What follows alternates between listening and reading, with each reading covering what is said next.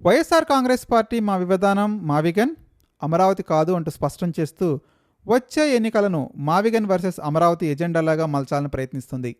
జగన్మోహన్ రెడ్డి మావిగన్ కావాలంటే మాకు ఓటేయండి, అమరావతి కావాలంటే టీడీపీకి ఓటేయండి అంటూ బహిరంగంగా ప్రకటించారు. అమరావతిలో జరుగుతున్న అదనపు భూసేకరణ, నిర్మాణాలపై అవినీతి ఆరోపణలు కూడా వైసీపీ వాదనకు బలం చేకూరుస్తున్నాయి. అయితే ఈ ప్రకటనకు ముందు పార్టీ ఒక కీలక అంశాన్ని ఆలోచించిందా అనేటువంటి ప్రశ్న ఇప్పుడు తలెత్తుతుంది. 2019లో అధికారంలోకి వచ్చిన వెంటనే జగన్ ప్రజావేదిక అక్రమ నిర్మాణం అని కూల్చివేయగా కేవలం 20 కోట్ల రూపాయల విలువైన ఆ భవనం కూల్చివేస్తే 5 ఏళ్ల పాటు ఆయనపై తీవ్రమైనటువంటి విమర్శలకు కారణమైంది. ఇప్పుడు అమరావతిలో 50-60 వేల కోట్ల రూపాయలతో శాశ్వత అసెంబ్లీ, సచివాలయం, హెచ్ఓడి భవనాల నిర్మాణంలో ఉండగా అవి మా రాజధాని కాదు, మేము మావిగంలోనే పరిపాలన చేస్తామని చెప్పడం ద్వారా ఆ నిర్మాణాలను వాడుకోబోమనే సంకేతం ఇస్తున్నారా అన్న సందేహం వ్యక్తమవుతుంది.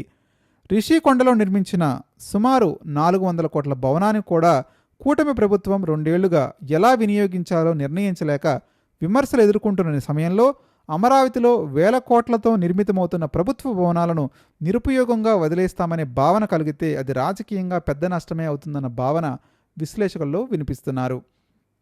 గతంలో పూర్తి కాకపోయినా తాత్కాలిక నిర్మాణాలు చెట్లు మొలిచేలా నిర్లక్ష్యానికి గురైనప్పటికీ ఇప్పుడు పూర్తి స్థాయిలో సిద్ధమయ్యే భవనాల విషయంలో వైసీపీ స్పష్టత ఇవ్వాల్సిన అవసరం ఉందని చెప్తున్నారు. అమరావతిలో జరుగుతున్న నగర నిర్మాణం, ప్రభుత్వ భవనాలు, అక్కడి నుంచి పరిపాలన నిర్వహించే విషయంపై వైఎస్ఆర్ కాంగ్రెస్ పార్టీ తన వైఖరిని స్పష్టంగా వెల్లడించకపోతే మావిగన్ వర్సెస్ అమరావతి అనే రాజకీయ నినాదం ప్రజల్లో ప్రతికూల ప్రభావం చూపించే అవకాశం ఉందని ఇప్పుడు భారీ చర్చ నడుస్తుంది. మీరు కూడా మీ అభిప్రాయాన్ని కామెంట్ రూపంలో తెలియజేయండి.